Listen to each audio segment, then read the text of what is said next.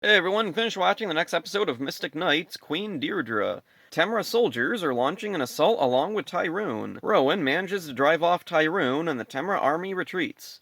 Rowan thinks the Kells army should be under the command of the Mystic Knights and goes to tell the king. The king refuses, but Deirdre assures Rowan she'll continue to try and convince him. A messenger delivers something to the king, but it's a trick.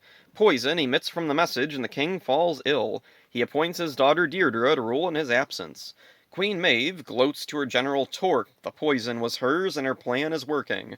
Later, Deirdre is overwhelmed with requests from the Kells army and villagers. Kahad brings her a message from Maeve. She wants to meet. Kahad tells her to wait until her father is well enough to decide for her. The next day, Deirdre tells Rowan she can't allow the knights to command the army. Adine tells Rowan that Deirdre is afraid to make difficult decisions. Rowan goes to talk to Deirdre again, but she's rushing off to meet with Maeve without her father's input. Surprisingly, Maeve comes to the castle of Kells. Maeve offers a final challenge to settle the war. The two nations' best warriors will battle one-on-one, Rowan versus Torque, but no weapons. Deirdre agrees. Rowan overhears everything. He confronts Deirdre. He doesn't think this is a good idea, but reluctantly accepts her choice. Maeve and Deirdre bring their warriors to meet. Maeve stretches the rules by bringing some soldiers with her.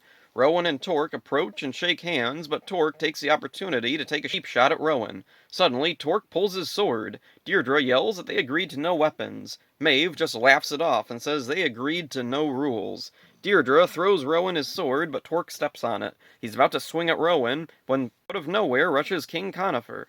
Kahad figured out a cure for him. He holds Torque back, giving Rowan the chance to pick up his sword. Rowan takes down Torque but allows him to live. Maeve signals her army, and our heroes find themselves in an ambush. Tyrone appears as well, and the knights transform. Maeve tries to command Tyrone, but this just angers him, and he chases the Tamra army away. King Conifer retakes his throne and assures Deirdre that being a good ruler takes experience, and he's sure that one day she'll be a greater ruler than him.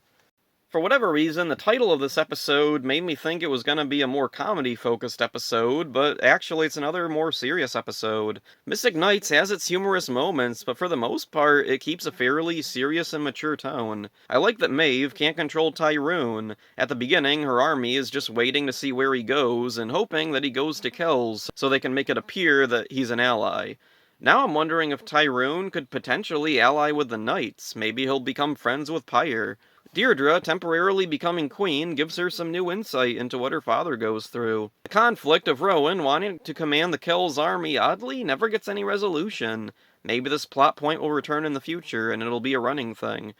General Torque has gotten a teensy bit of backstory throughout the series. He was once considered an honorable and loyal knight of Kells. I'm curious if we'll ever see flashbacks to the past showing younger King Conifer, Torque, or Maeve. Another superb episode. Mystic Knights is better than I remembered, and I hope it only continues to improve. So that's it for this one. Hope you enjoyed it. See ya. Pride of Kells.